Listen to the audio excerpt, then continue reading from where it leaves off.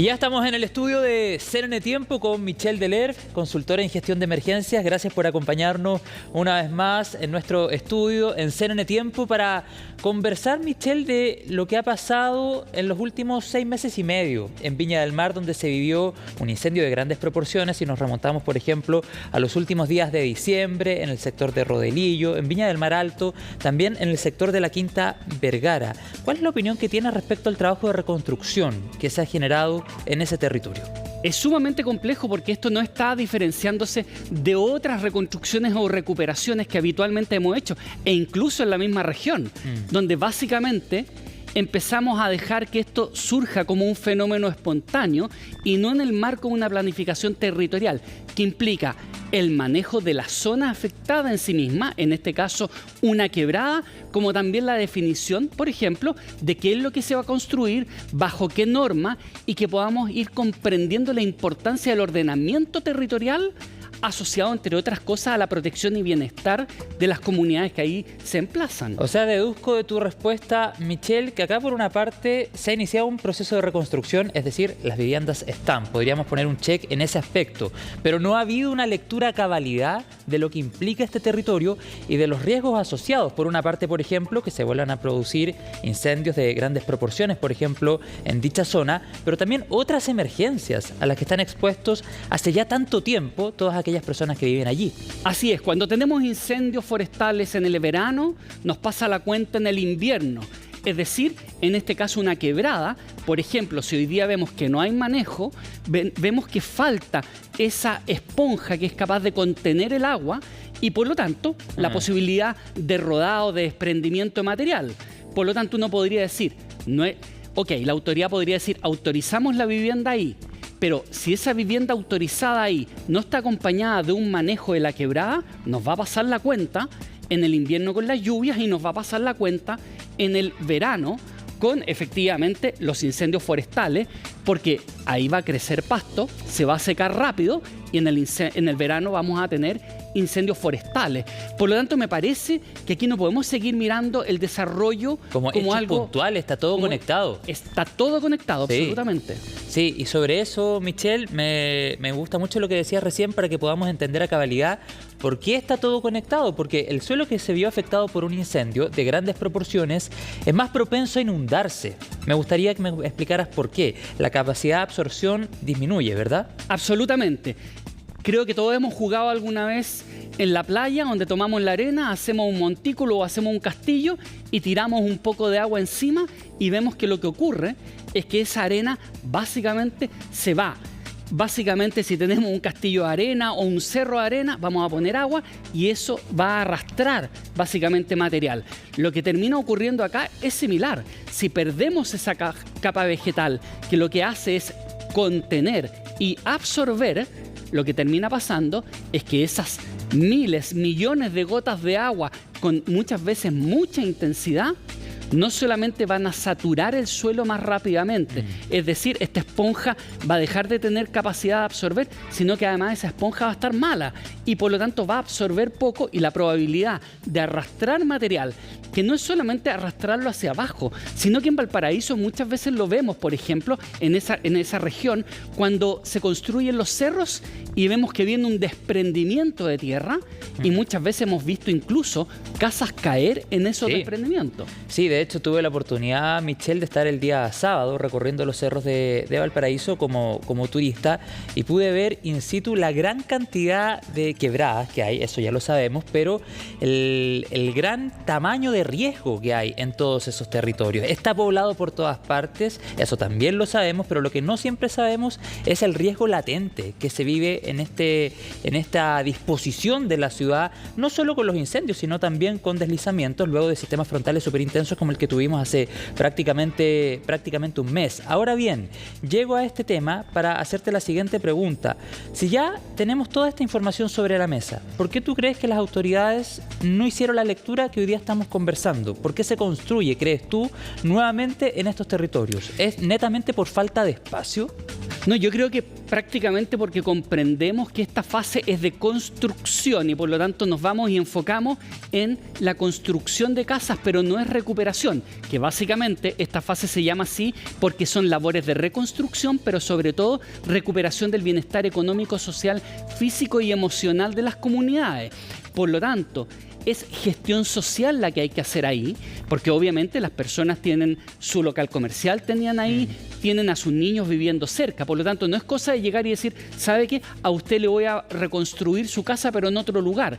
Eso requiere una integración y un trabajo fino, social, mucho más complejo que básicamente decir, bueno, que se construya ahí nomás. Bueno, porque tú decías viviendas que a lo mejor en algún minuto la autoridad puede autorizar, pero también sabemos que en varios de estos sectores hay viviendas que están dentro de la categoría de irregulares, por así llamarlo. Así es, y por lo tanto llegamos a otro punto, no solamente en términos de la región de Valparaíso, claro, en muchos lugares que básicamente terminamos con una autorización de hecho.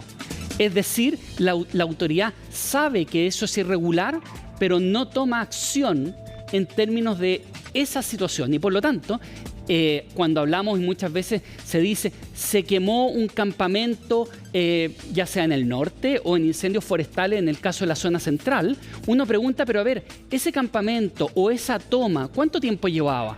Y dicen, bueno, 10 años, 20 años.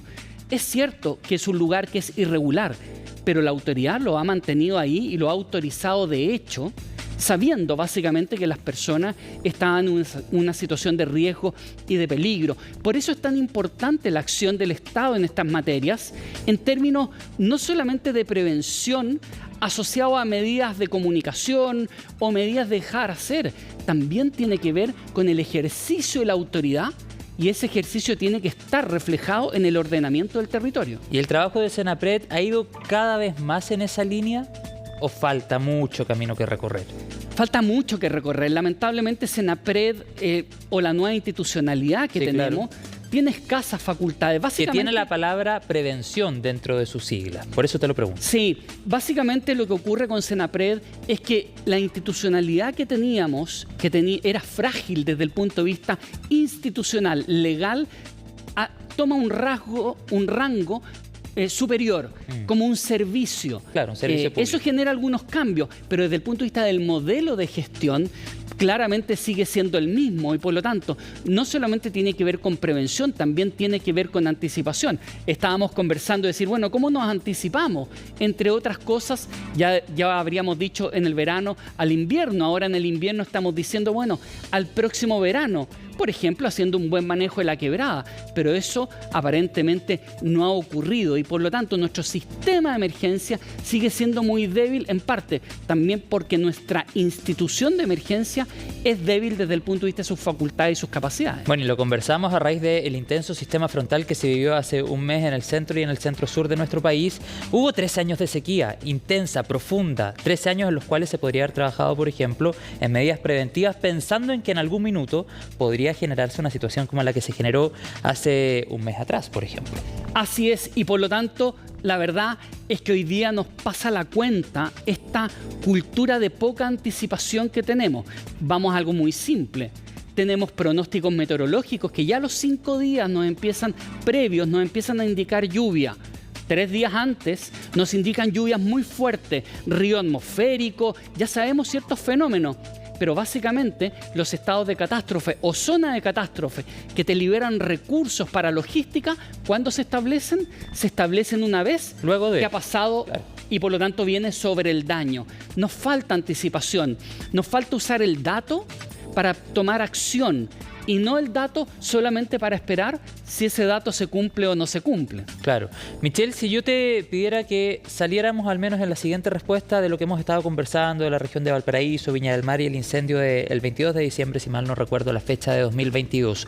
¿Qué otros territorios en nuestro país identificas como zonas de riesgo, pero de un riesgo grande, que están ahí con un riesgo latente que en cualquier momento pudiese generar una emergencia de grandes proporciones? Bueno, yo creo que es sumamente preocupante y que hemos olvidado, somos de memoria a muy corto plazo, pero en este invierno ya deberíamos haber estado preocupados en marzo o a fines de febrero de las regiones del Maule, Ñuble, Biobío, Araucanía, precisamente por los incendios forestales. Este fenómeno más encapsulado que tenemos en Viña del Mar, no nos olvidemos, se traduce en más de 400.000 hectáreas destruidas en esas regiones y por lo tanto no es casual que tengamos una probabilidad mayor de aumento de los caudales de río, del aumento de la erosión, del desplazamiento de material, de aluviones, etcétera. Y por lo tanto deberíamos haber estado preocupados.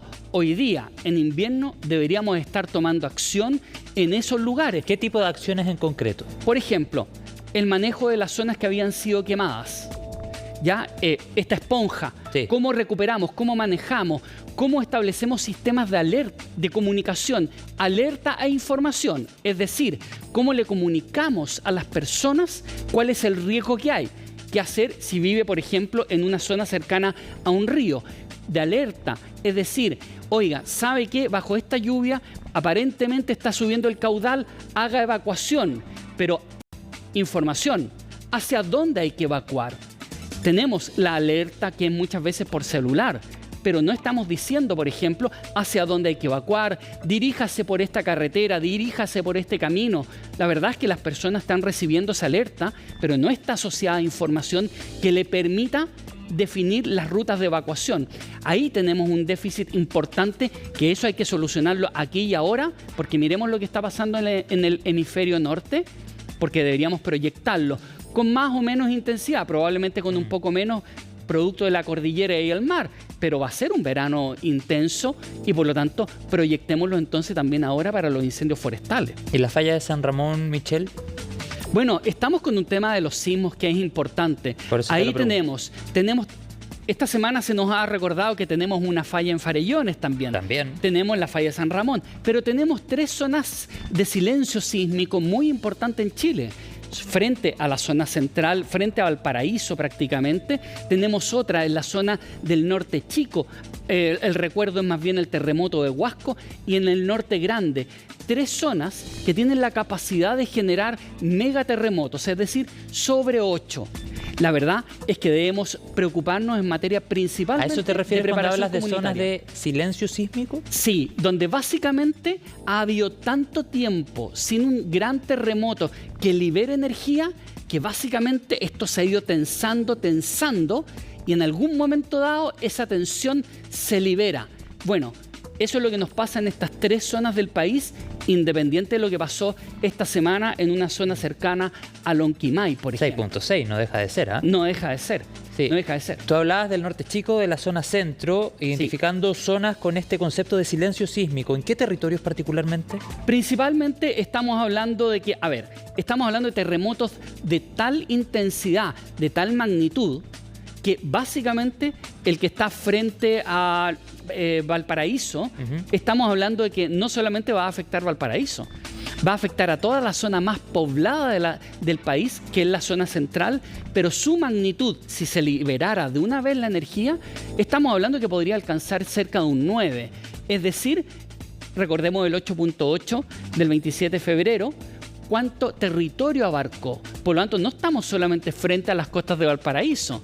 Eso debería generar un maremoto que afecta a las costas del país en su conjunto. Por lo tanto, cuando hablamos de ese terremoto, estamos hablando de preparar varias regiones del país frente a alerta de terremoto, evacuación, sobre todo en la zona central, de continuidad operacional de funciones esenciales que se llama gobierno, empresas que son críticas, los puertos, el impacto económico, social que genera o puede generar ese terremoto, que pensando en el puerto de San Antonio y en el puerto de Valparaíso y la cantidad de plata que se mueve a través de esta. Que básicamente el que se habla del terremoto de 1730. Por ejemplo, sí. Básicamente ese es un terremoto que, a diferencia de otros grandes que hemos tenido, hoy día puede generar un impacto muy, muy importante en el funcionamiento del país, claro, por ser un país tan centralizado. Claro, el funcionamiento del país y el abastecimiento también del país a través de estas 2 vías, el puerto de Valparaíso y el puerto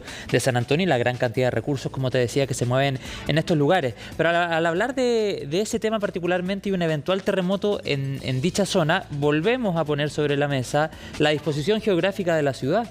y lo catastrófico que podría ser, por ejemplo, en los cerros y en las quebradas y en el montón de casas y viviendas que están en esos territorios. Así es. Si nos vamos a la relación, por ejemplo, con esta quebrada del incendio en Viña del Mar, Claro. no es lo mismo un terremoto con esa zona adecuadamente arbolada y con vegetación que sin vegetación, porque la ladera se sostiene. Claro. Por lo tanto, el desprendimiento de ladera es mucho más importante si no las tenemos, es mucho más importante si la tenemos sin vegetación.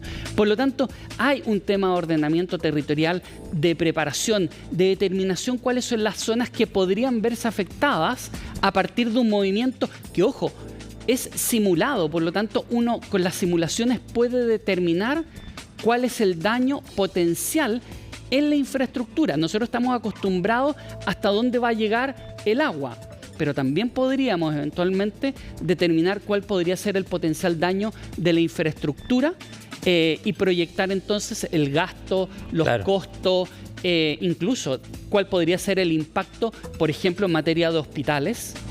En materia de gobierno, no olvidemos que en la quinta región tenemos el Congreso Nacional, hasta donde probablemente el agua en un maremoto de estas características debería llegar hasta el Congreso. Imagínate. El país tiene que seguir funcionando. No, y los tiene que seguir puertos, ahí tenemos gobernándose. una clara señal respecto a los puertos y todo lo que se mueve allí.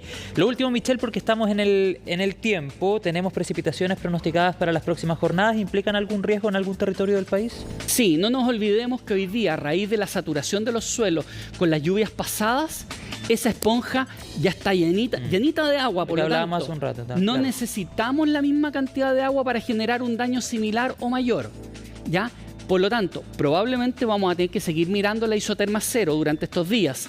Lo que sí es muy preocupante es que hay zonas afectadas que no han logrado recuperarse, como por ejemplo el caso de Licantén, y donde ha faltado una intervención más agresiva, donde literalmente va a llover sobre mojado. Michelle, te quiero agradecer la conversación una vez más, que hayas estado en el estudio, y ojalá podamos conectarnos nuevamente, ya sea en el estudio o vía remota, para seguir profundizando en este y otros temas. Muchas gracias. Muchas gracias a ti. Que estés bien. Igualmente.